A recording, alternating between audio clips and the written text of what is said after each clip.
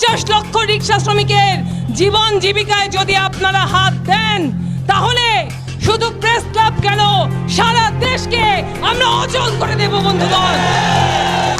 বন্ধুগণ, আমরা বারবার বলেছি ব্যাটারি চালিত যানবাহনে একটা নীতিমালা করেন।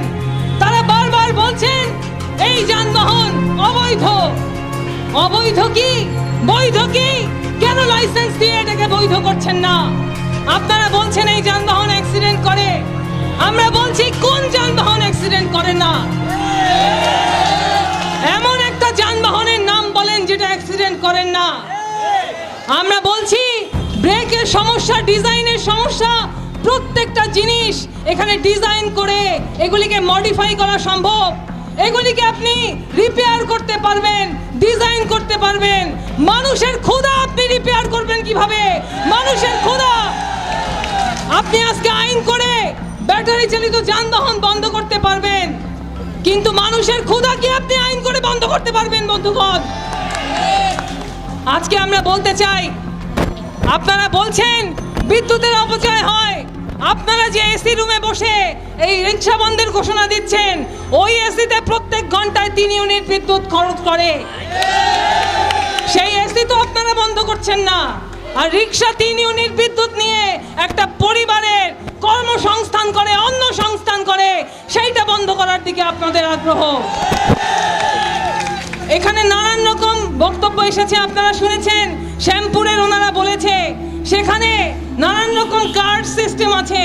এই গলির মাথা পর্যন্ত যেতে মাসিক 500 টাকা, ওই গলির ওই পারে যেতে মাসিক 1000 টাকা। এই রকম ভাবে আমরা দেখি নানান রকম চাঁদাবাজির ব্যবসা এখানে চালু আছে। তাহলে কি চাঁদাবাজিগুলিকে আরো জায়গা করে দেওয়ার জন্য আপনারা এই রিক্সা বন্ধ ঘোষণা করছেন? বন্ধুগণ, আমরা বলতে চাই আমাদের শ্রমিকরা টাকা দেবে, সরকারকে দেবে। আমাদের গাজীপুর থেকে একটি বিশাল মিছিল আমাদের সাথে যুক্ত হয়েছে, আমরা করতালি দিয়ে তাদেরকে অভিনন্দন জানাই। আমাদের শ্রমিকরা তারা বৈধ লাইসেন্সের জন্য আন্দোলন করছে। আমরা টাকা দেব, সরকারকে দেব। আমরা যদি লাইসেন্সের জন্য টাকা দিতে হয় সেইখানে টাকা দেব। আমরা কোনো পাতি নেতা, উপনেতা, কোনো এই ধরনের নেতারে আমরা টাকা পয়সা দিব না। বন্ধুগণ, আমরা আমাদের দাবি সুস্পষ্ট। আমরা লাইসেন্স চাই, আমরা ডিজাইন চাই, আমরা নীতিমালা চাই, আমরা বাঁচতে চাই। এর চেয়ে বড় কোনো দাবি আমাদের নাই। আজকে ব্যাটারি চালিত রিক্সা শ্রমিকরা প্রেস ক্লাবের সামনে খুবই কম সংখ্যায় জমায়েত হয়েছে।